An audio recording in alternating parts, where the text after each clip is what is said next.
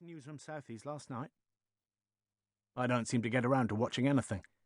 Really? Good job I got this done for you, then. Morse slowly read the photocopied article that Strange had handed to him. A man has rung the police anonymously with information that could help to identify the killer of Mrs. Yvonne Harrison, who was found handcuffed and battered to death a year ago.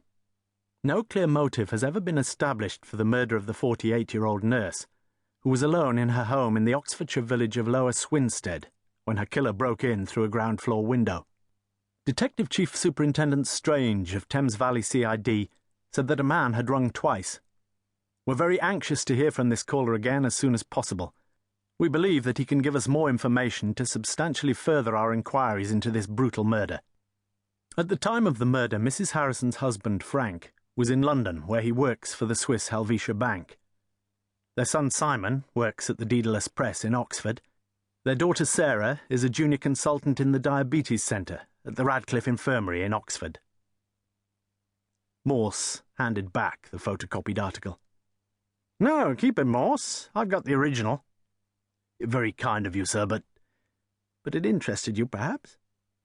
Only the bit at the end about the Radcliffe. Why is that? Well, as you know, I was in there myself after I was diagnosed.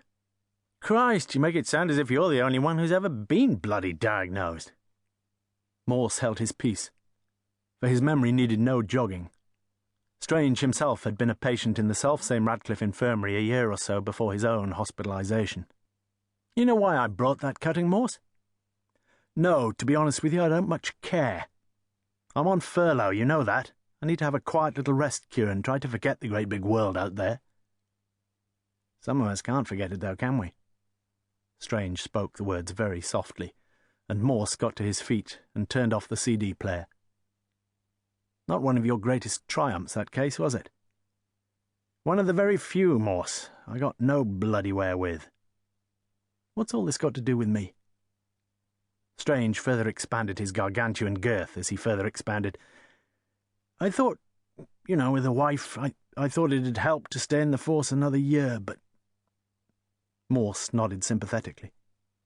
Strange's wife had died very suddenly a year previously, victim of a coronary thrombosis. She'd been an unlovely woman, Mrs. Strange, yet a woman to whom, by all accounts, Strange had been deeply attached.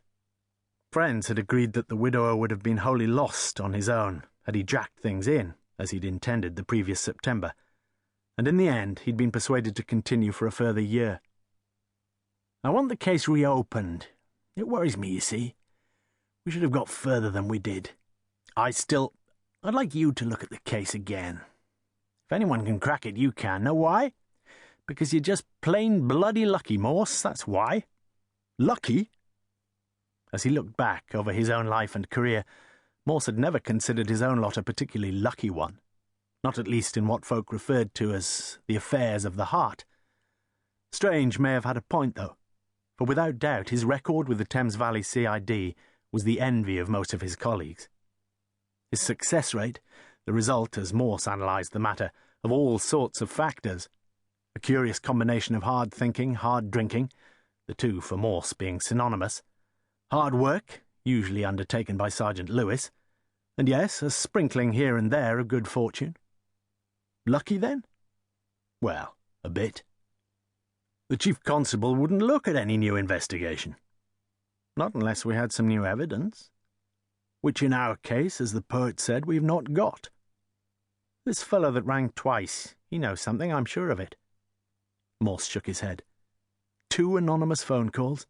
Just isn't worth the candle. But Strange seemed at ease again as he sank back even further in his chair.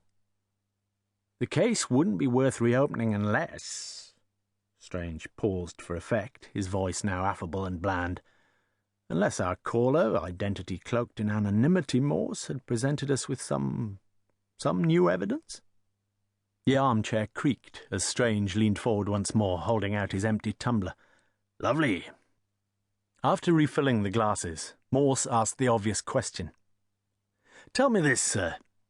You had 2 DIs on the case originally. 3? God knows how many DCs and PCs. You had all those people on the case. They got nowhere with it.